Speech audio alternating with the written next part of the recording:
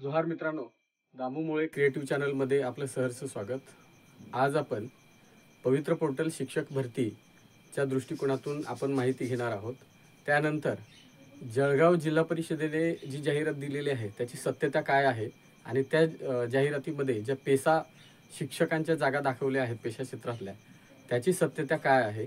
त्यानंतर जी काही संस्थांना मुदत 22 जानेवारी देण्यात आलेली होती त्याची मुदत वाढवण्यात आलेली आहे का, त्याची सत्यता काय आहे, ह्या सर्व बाबी या व्हिडिओच्या माध्यमातून बघणार आहोत। तत्पूर्वी तुम्ही चॅनलला जर नवीन असाल तर चॅनलला सबस्क्राइब करायला विसरू नका। चला तर मित्रांनो व्हिडिओला सुरुवात करूया। आता सुरुवातीला आपण याची माहिती घेऊ की पवित्र पोर्टल शिक्षक भरतीच्या दृष्टिकोनातून 22 जानेवारी 2024 ही पवित्र पोर्टलवर जाहिराती अपलोड करण्याची अंतिम मुदत देण्यात आली होती।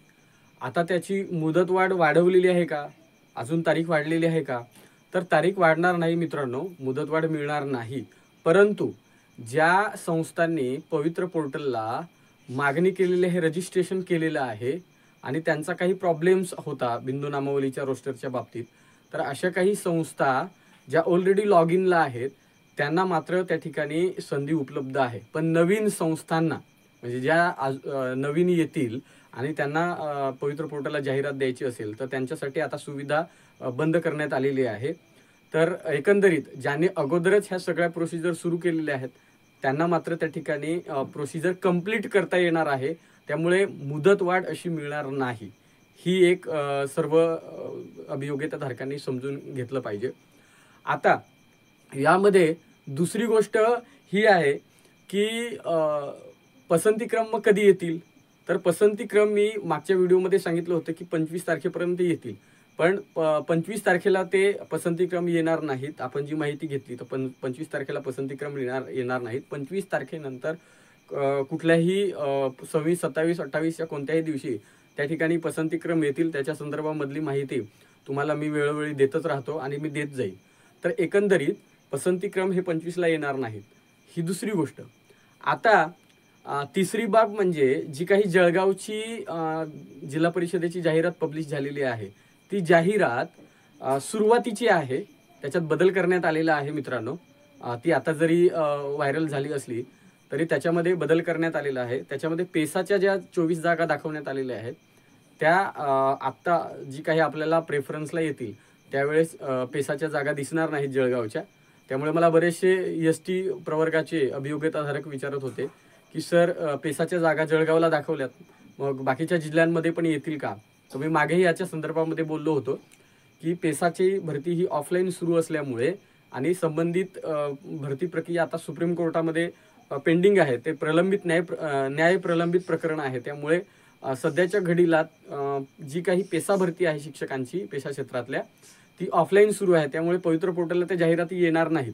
आता जळगावची आहे ती सुरुवातीला आली होती, पण आयुक्त स्तरावरून त्यांना तशा सूचना दिलेल्या आहेत की पेसाच्या जागा ह्या पुन्हा दाखवण्यात येऊ नये, कारण पेसाची भरती ही पवित्र पोर्टल मार्फत होणार नाही तर ती ऑफलाईन सुरू आहे। आणि त्यामुळे त्या जाहिराती आता जी दिसते 24 जागांची तर ती परत रिवाईज होते आणि त्यामुळे एकंदरीत पेसाच्या बऱ्याच अभियोग्यताधारकांचा जो प्रश्न होता की मग पेसाच्या जाहिराती येतील का, मग आम्हाला प्रेफरन्स देता येतील का, तर तसं करता येणार नाही, कारण त्या जाहिराती येणार नाही। तर ही एक पेसाच्या संदर्भात तुम्हाला अपडेट द्यायची होती। दुसरी बाब म्हणजे ही आहे की सद्यस्थितीमध्ये जे संस्था आहेत, मला बरेच अभियोग्यताधारक पण विचारत होते की सर रयतची संस्थेने नोंदणी केलेली आहे का, तर हो रयतच्या संस्थेने नोंदणी केलेली आहे। त्यानंतर मुंबई महानगरपालिकेची मोठी जाहिरात तिने पण सगळं प्रोसिजर कंप्लीट केलेली आहे।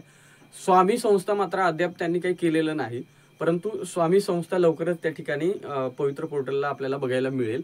म्हणजे जे काही या मधल्या काळामध्ये ज्यांनी ऑलरेडी हे केलेलं आहे नोंदणीची प्रोसिजर त्या लोकांना मिळणार आहे, त्या संस्थांना मिळणार आहे। त्यामुळे स्वामी संस्था येईल एकंदरीत।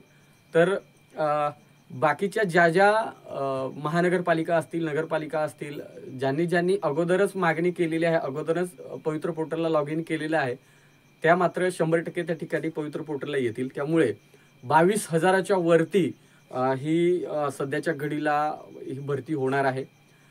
30,000पर्यंत भरती प्रक्रिया करायची हे केसरकर साहेबांचं स्टेटमेंट होतं, पण तिथपर्यंत जाईल का याच्यामध्ये मात्र शंका आहे.